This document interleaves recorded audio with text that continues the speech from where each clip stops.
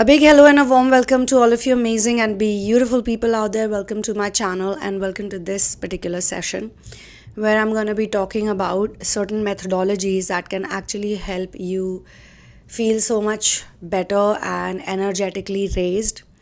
And you have to understand that miracles happen to people who believe in miracles, and miracles happen to people who believe in energy.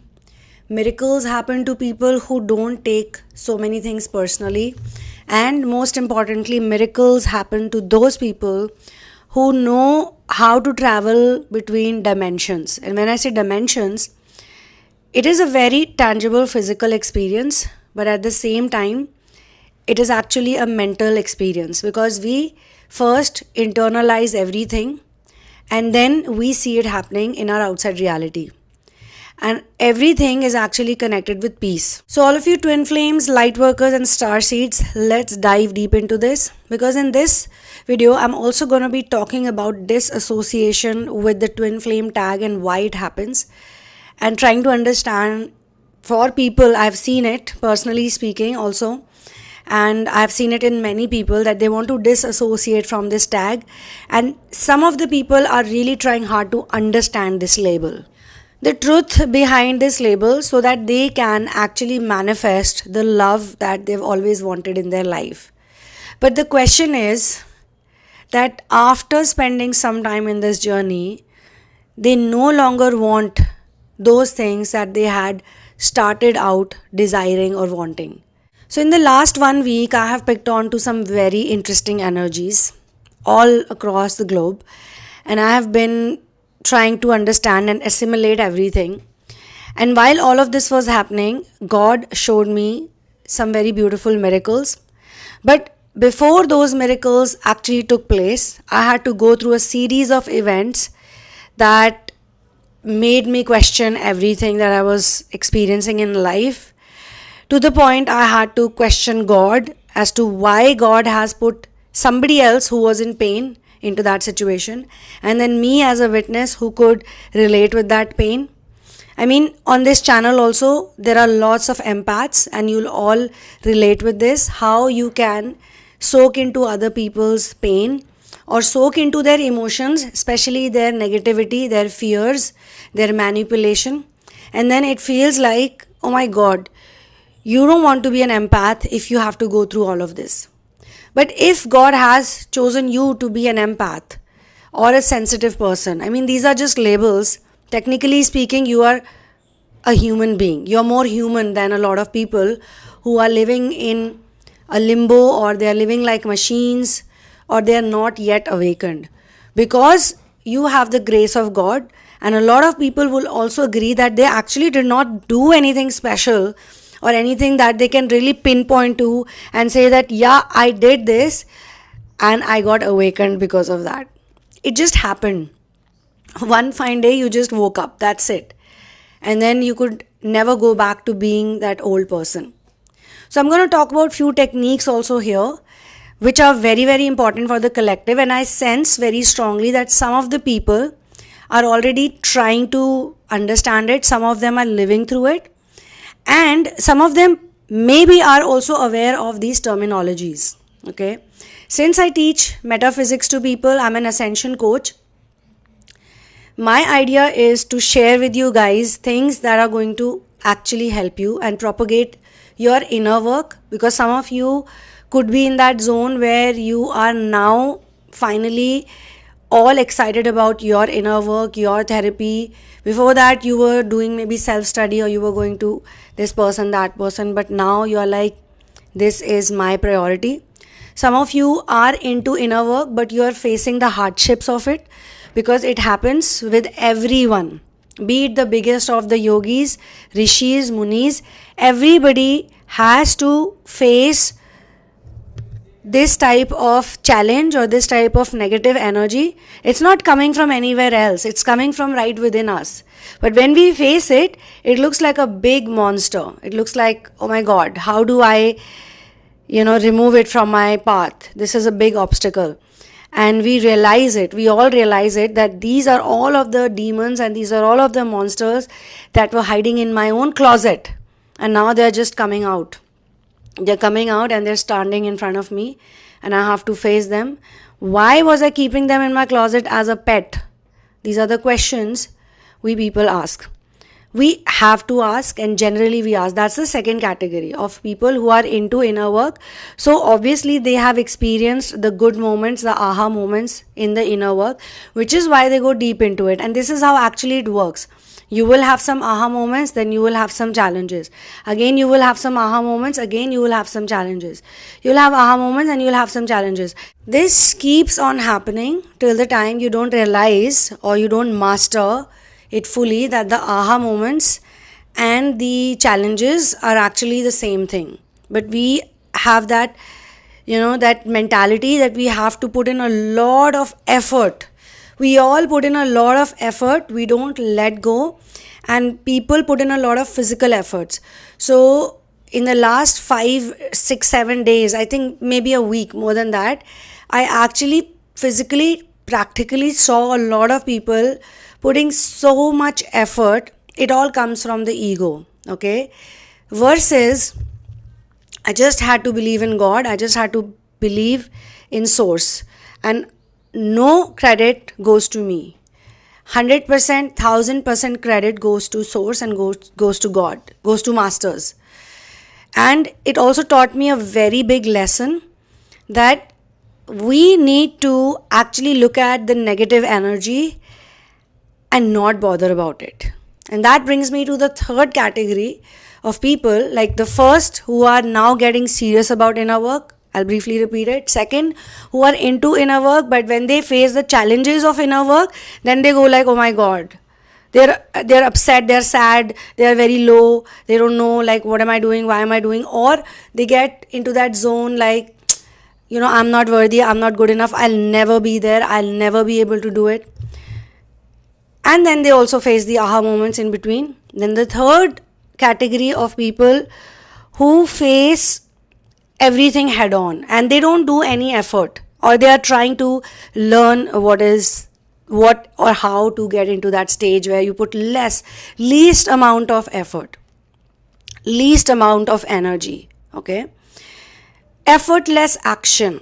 So they're learning that. And fourth, of course, have done it or they're doing it. So now they're wanting to do more things, bigger things. There are obviously bigger things. There's always something more to learn. There's always something more to know. There's always something more to release. There's always, it's like, how deep down into the rabbit hole do you want to go? But I'm saying it in a good way. Now, having said all of these things, I sense that you are watching this video because you are going through these emotions, the 4 categories that I spoke about. And this could be your acknowledgement, this could be your validation, or this could be universe's way of telling you that it's all right, it's okay, relax, you're doing fine. Because in the universe's scheme of things, there is nothing which is negative. Universe has no no's and no negatives. Universe is always saying yes to everything. Yes, yes, yes. And we have to touch that frequency where we are in total faith and belief. Because when you're in total faith and belief, you're not gonna overthink and you're not gonna overdo. You're not gonna make those plans, because planning and thinking about the steps usually doesn't work.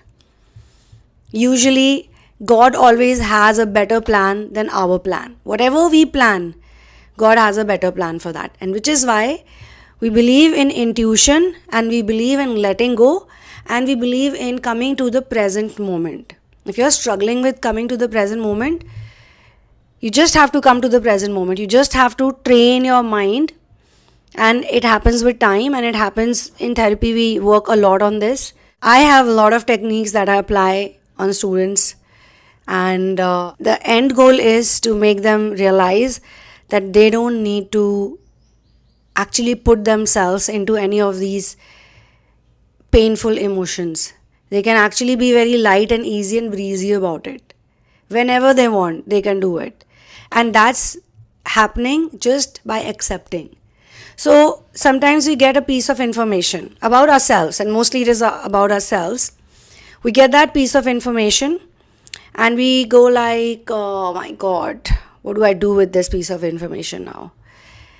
We don't think whether we should just accept it as a piece of information, or we should just hover around it for days and days and days, making it an aspect of our personality and making it a huge mountain that we need to climb onto and get down from the other side. Whereas we have a very simple tool, which is faith. And faith can move mountains. Faith is not saying that you have to move the mountains. Faith is saying that you stay wherever you are and the mountains will move. If you want to move the mountains, if it is there, a requirement, or it's meant to happen. And then there is a feeling of being needy. If we are needy about anything, we're not gonna get it. So when a lot of people start in the twin flame journey, now I come to the label points that I was talking about, labels and tags that we carry along with us. So when people start in this journey, they are at a certain energy level, at a certain frequency. So whatever information they attract at that point in time may not be correct information. It may be 50% correct or 25% correct. And maximum people usually look at this journey as a romantic journey. After spending 2 years, 3 years, 4 years, a number of years, whatever time into this journey, they eventually start realizing that it's not taking them anywhere. It's not working out the way they expected it to be, because they were needy of something. They needed something badly, which is why they were doing inner work. Because somewhere it said that when you do your inner work, you'll get into union. Or when you do this, you will be in ascension. So people were like, oh wow, this seems to be a good idea. And even before they get into the real inner work, which is chakra alignment, first they try a lot of things like manifestation techniques, affirmation techniques, this technique, that technique, law of attraction. And those things are theoretically written in a way that you actually have to go very deep into those things to understand it fully. So people enter those phases or those cycles thinking that it would lead to something. When it does not lead to what they were expecting, that's when they want to disassociate with the title or the tag or the label. And then there are other bigger, better labels that they resonate with. And I'm not saying it's wrong. That's why I say some of you could be starseeds. You resonate more with starseeds. Some of you resonate more with light workers. And some of you resonate more with twin flames. It's absolutely going to depend on wherever you are energetically, and all of them are literally the same, almost the same. The goal of all of them is same: inner work and volunteer. Inner work, volunteer. Inner work, volunteer. How do they do it? Whether they do it with somebody, whether they do it with children, whether they do it without children, whether they do it in a group, whether they do it individually, whatever they choose or whatever they decide. And this is also changeable. It's not necessary that today you feel like calling yourself something and tomorrow you feel like calling yourself something else, and that's wrong. So the disassociation doesn't happen because there's something wrong with the journey or something wrong with the process. The disassociation happens when our desires don't get fulfilled. And one of the most important key inner work is to remove materialistic desires. Now a lot of people say it that I don't have any desires, but they have a lot of desires, and their actions speak about their desires. Because if they don't have desires, then they would be very much focused into inner work and selfless service. In Hindi we call it nishkam karm, nishkam seva. Without any reason you're doing it. Now this nishkam style or this selfless style also helps to finish karma. The karmic balance starts dissipating once people get into the mode of being selfless. Selfless also means desireless. And when you're desireless in a real way, I'm not saying theoretically or I'm not saying just verbally. If you don't have any desires, then you're really Yoda. Then you would be doing some really kick-ass things in life. And I don't want to say it to pump up anybody's spiritual ego. I'm just saying that's how it is. It naturally happens. It's a very organic thing. Just the way people stop eating meat, stop drinking alcohol, stop doing drugs, stop sleeping around with anyone, or they don't get into any casual relationship. They are more into their own self. They don't do small talk or any such thing like buying big brands or checking every time if it's leather or if it's something else, if it's made of cruelty. Basics I'm talking about, a simple basic lifestyle. Very organically people start thinking about environment and food and health and lifestyle and gratitude and whatnot. Similarly, just the way they organically do all those things, the selfless service also organically happens. And we all want to give back. We all want to give back because the level of gratitude gets really heightened. We can see like everything is so amazing because God planned it in the right way. So two things really help. One, if you read Srimad Bhagavad Gita, you can be from any country but you can read it. Then there are certain techniques because Srimad Bhagavad Gita literally completes everything that I speak about faith or that I speak about coming into present moment. There are so many beautiful shloks and phrases, and the way Lord Shri Krishna talks to Arjun, that whole conversation, the dialogues, everything is just so beautiful. And the Gita Sar, so there are some statements, sort of, they are not commandments, but there are some statements that talk about how easily you can live your life if you follow these things, if you just understand these principles. When you understand those principles and you start applying them into your day-to-day life, you are like in another level. Because I just tell people, read it every day, that's it. Before you start your day, just read it, go through it and try to understand it. And throughout the day, you will go through events and situations where you would feel like applying one of those, and the moment one of those fits into a situation, you will feel so much relaxed. I also like this one technique, which is the Wu-Wei method, and it's from Taoist philosophy, and it also emphasizes the same thing on the idea of effortless action, non-action. So what is non-action? Non-action, does it mean that we should not do anything? Well, it actually means that you should just do things which happen out of inspiration, inspired action, and you just have to be spontaneous and you have to be present. So if you're present in a certain situation and you feel like not doing something, then don't do it. Don't put so much extra effort. In the Twinflame Ascension Journey, in the beginning, in the testing, crisis, runner, chaser dynamic, and even when people are in the phase of painful separation, people put a lot of effort into everything. You just have to try. That's it. You just have to try, and you have to do it in a most natural way. And that inspired action is in the present moment. This is the simplest way to understand it. Okay. So few things that you can try out. Point number one is acceptance. Now, I'm not completely talking about the Wu-Wei method. I'm talking about Srimad Bhagavad Gita concepts, as well as the inner work that we focus on, which help us to align our chakras. So, number one thing is acceptance. When we accept everything, we don't resist. We say, yeah, okay, this is the situation and this is what's happening right now. Fine, this is what it is. If we just accept, in the first statement only we say that this is how I feel and I accept myself. I truly deeply accept myself. I love myself and I honor myself.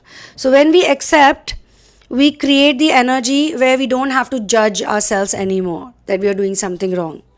Second thing is observation. Observation really helps. If you're feeling sad, depressed, low, happy, whatever, excited, anxious, you just have to stop, take a deep breath and observe. Maximum people who are stuck in the cycle of life and death, they do not observe. They just don't observe. And they put a huge amount of effort in getting simple things done. Okay? Then we need to let go. Of course, we need to let go. We need to allow our soul to function, our intuition to function. We need to allow Source, God, to function and do whatever they want to do. We just need to trust in the process. Like if you're having some issue, just trust in the process and just let it go. Okay, if this issue is happening, that's why I use the word issue very carefully. If an issue is happening, because we say this, what's the issue? What's the problem? What's the deal about it? So when the deal, issue, problem is going on, whatever is going on, just let it go. Let it go. Instead of forcefully pushing away the thoughts, if you just let it go, automatically they will go away, because there's nothing to struggle about. Then focus on the present moment, in the here and now. In the here and now, everything is fine. And self-compassion. So much important. Self-compassion also makes us compassionate towards other people. When we ask God to forgive us, we also need to accept other people who seek forgiveness if they seek forgiveness. If they don't seek forgiveness, you cannot forgive them. But mentally, as I always say, forgive people and then let it be. Let it be. Let them also come to that level where you can see honest attempts. And honest attempts can be seen over a period of time. So we can cultivate inner peace. We can cultivate relaxed attitude. We can cultivate detachment from thoughts of unwanted people, places, situations, or events. People who are very negative, people who are very hyper, they get hyper. Usually they are operating from even below survival energy.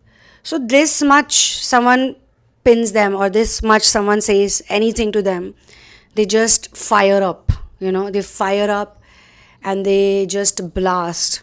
And then there are those manipulators who could be speaking very nicely. They might look like they're very calm and composed, but actually they're constantly manipulating people. And why they're doing that is because, again, they're going to put a lot of effort into this type of mental energy. Manipulation is a very heavy duty energy. You have to think a lot, and you're just being nice to people because you feel that I can use this person, or I can get something done from this person. That's why you want to be nice. But a person who is super chilled out, super relaxed, is never going to be in the space or the need to manipulate anyone. They will be straightforward. They will be still nice to you. I mean, the same person can say something that might hurt you, but the very next minute you will feel love for that person. That's how it works. That's how it works, because it's okay. I mean, it's okay and it's all right. And this, when we cultivate within ourselves, we can easily accept it from others.